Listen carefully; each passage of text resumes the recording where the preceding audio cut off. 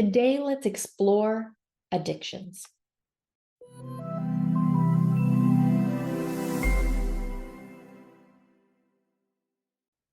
Perhaps you have an addiction or you know someone who does. Addictions is that compelling desire to do something without the feeling that you have any control over it. This might be an addiction to cigarettes, alcohol, drugs, smoking, swearing, lying, sex, eating, not eating, exercising, TV, social media, gaming. The list goes on and on and on. Addictions are very pervasive. They take up a lot of space in someone's mind, and usually it also has a trigger effect of guilt. People know when they're addicted to something, if they feel compelled and they can't stop and like they have no control over it. And usually they'll tell themselves, I'm not going to do that. I'm not going to eat any more sweets. I'm not going to eat the biscuits in the middle of the night. And then all of a sudden they're doing it and they're like, oh crap, okay, I'll just finish this. And then tomorrow I won't do it, but they feel guilty. And then tomorrow they feel guilty and it comes that time and they open up the refrigerator and they go, I'm not going to do this again. And all of a sudden they're doing it again and I'm not going to do it tomorrow. And then that just builds upon and builds upon this tangled web of guilt and betrayal and lies and deceptions to themselves and possibly even other people. Now, NLP can help, but I want to talk a little bit more about addictions in general versus just how to fix it, because NLP can help, but it's might not be the first place that we go to, and it's definitely not the last place that we go to either. Understanding the addiction. And I don't mean from like an NLP perspective. Sometimes I use a process called communicating with the symptoms. And communicating with the symptoms is a beautiful process to find the unconscious desire and need for any symptom. And an addiction is just a symptom. But we can look at and chunk down very quickly that an addiction of any kind is stopping us from having to pay attention to what's really going on. And if we don't pay attention to what's really going on, we can't be hurt, we can't be upset, we can't be depressed, we can't be angry, we can't have those emotions that feel yucky, technical term. And if we avoid having those feelings, then we don't have to deal with it. And one of the best ways to not have to deal with something is to just keep doing whatever the behavior is that is addictive. So addictions, they are in the DSM-5, which is the Diagnostic Statistic Manual of Psychology. So they are treated as a psychological disorder. Most addictions, especially when there's a chemical aspect to it, and most addictions give us a chemical connection. We do something, we feel good, and here comes the adrenaline hit. Here comes the dopamine. Here comes the serotonin. Down goes the cortisol. And so from a neurological standpoint, addictions have a neurological connection to them. Some things like nicotine and alcohol, there also is another kind of addiction that the body starts to crave the actual chemicals that are involved in that, and most likely any other drugs or substances that we're putting into our body. But I venture to say that the majority of addictions, even though they're classified oftentimes because of that neurological connection as a disease, most often they weren't started because of a disease. There might be a hereditary nature to, say, alcoholism, for example, and there might be a predisposition through the DNA that says, hey, if you start drinking, you're probably going to keep drinking. But there's been so much research done on this topic that actually says that just because it's in your history doesn't mean that you will create an addiction. It might be a good way to stay off of the addiction by not starting it in the first place. And we call this that aversion therapy or away from. Nothing wrong with that necessarily, unless you want to have a behavior in small doses. Everything is okay in small doses, apparently. You be the judge of that yourself. But when we're talking about that addiction and what we're avoiding, there's usually a reason that the addiction happens in the first place. It's not just I picked up a cigarette and then all of a sudden I'm addicted to it. There are those aspects with some of those hardcore drugs that the body instantly craves it. And this is, in the 80s why they say don't do drugs. Nancy Reagan, you go for it.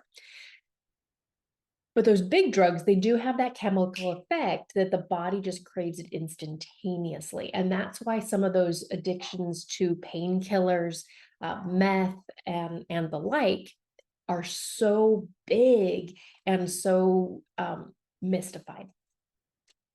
Because you don't have to have a time over it. You just have to have tried something.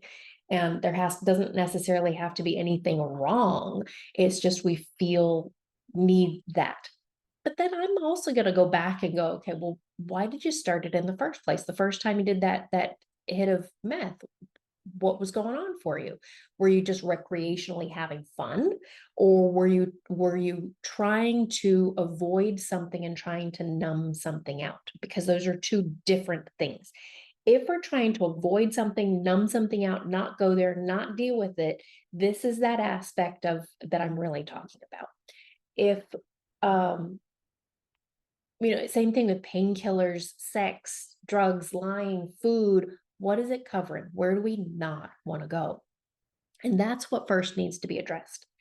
NLP can help to some degree, like the actual tools of NLP and NLP Coach. I oftentimes do more of the counseling aspect with NLP with some of my clients, which means that I'm not seeing them for the traditional 4 to 8 sessions to be able to move to a desired state.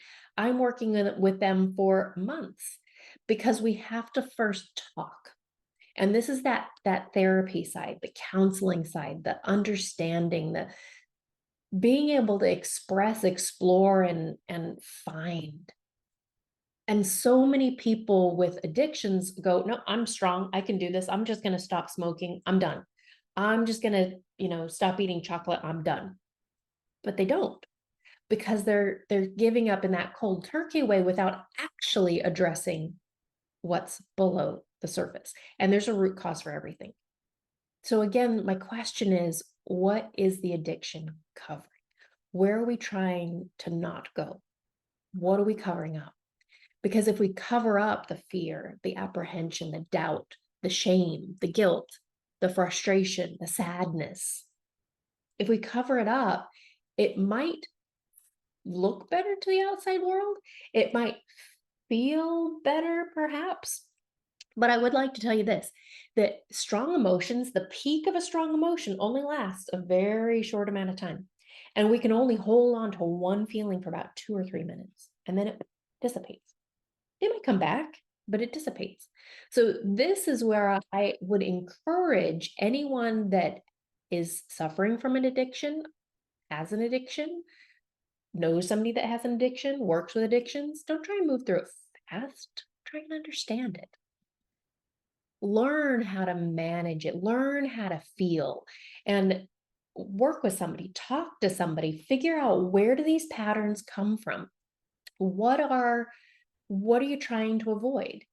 If there's childhood trauma, figure that out, talk to somebody, get the therapy to understand it. And then let's apply some of our NLP skills to change the patterns, the beliefs underneath. But first, we have to be okay to feel it. And having that permission to feel the negative emotions is uncomfortable sometimes, because negative emotions aren't fun and they're uncomfortable. And sometimes we feel yucky, but that yucky doesn't have to last forever. But sometimes when we don't have the resilience or the emotional capacity or emotional maturity, or whatever the right word is, to be able to feel an emotion and know that this too shall pass, the conscious mind gets involved very quickly and goes, look, I can't do this. I can't deal with this. I just have to do the addiction. I can't handle this. I don't want to deal with this. I don't want to feel this is going to be bad. I'm scared. Go to the addiction. And so then we drink, we smoke, we do the drugs, we swear, we eat, we do whatever the addiction is. I don't know that there's a quick fix to addictions, but there is a fix to addictions. We don't have to live feeling out of control of this substance or this behavior, but we do have a choice. We have a choice to just stay in it and not deal with it and not talk about it. But we also have a choice to go and find somebody. It doesn't have to be an NLP, or it could be a traditional counselor, a therapist, a friend, somebody who will listen. A trained professional, a trained therapist, counselor, NLP will be better than just talking to a friend, because hopefully that person also is dissociated from you, and they are dispassionate in regards to, they can still have empathy, of course, but they're not going to go, oh yeah, I understand, he's my father too. They're going to listen, ask better questions, and help to dig, help to transform, help to reframe, help for you to see something in a different perspective, or you're helping people to look at it in a different perspective. So figure out, what is it? What is it that we're trying to avoid? And then deal with it. Deal with it. Don't just go, well, I had a bad childhood, so therefore, yep, that's why I'm drinking. Okay, great. No, deal with it. Figure out what it's triggering in you. What are the emotions? Where do you not want to go? What did you need to learn? What resources did you need? And that's where some of our NLP skills can come in. Because with NLP skills, I can help my clients to build those resources, that tenacity, that self-love, that compassion, that desire, the resilience that they need. I can help to uncover and transform emotions, beliefs, habits, behaviors. We can clear past wounds and trauma and hurt. We can recreate new patterns of emotions, beliefs, and behaviors. But if we only numb, if we only do the behavior, if we never turn and ask for help or talk to somebody or try and figure it out, then the path of least resistance will be, do whatever the addiction is, do whatever the addiction is, do whatever the addiction is. The moment we start to feel uncomfortable, here comes the addiction. Nope, I'm not doing that anymore. Now I'm standing in front of the refrigerator again. I'm feeling a little bit stressed. I'm feeling a little bit whatever. And I see the chocolates in there. I go for it. Addiction. We have to break the pattern. And breaking the pattern starts with understanding what it is we're trying to uncover, what it is we're trying to avoid, and then figuring out how can we be safe and step into those things. How can we be safe and talk about the past? How can we be safe and live in the now? How can we be safe and feel those feelings and know that they too shall pass?